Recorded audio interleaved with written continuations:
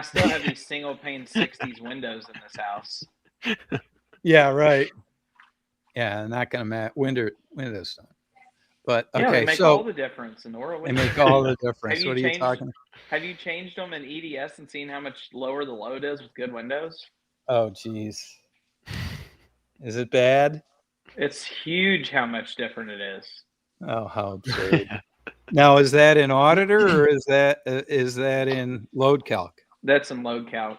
Well, so anybody using EDS Load Calc, you should throw it away right away. You either upgrade to Auditor or cancel your subscription, because all it's going to do is get you into trouble. Would you agree, Ronnie? What is it? Would you agree that all EDS, if you want to subscribe to EDS, you should get Auditor. Otherwise, you save the money. You need to learn how to use it. You need to watch some videos and actually take a class.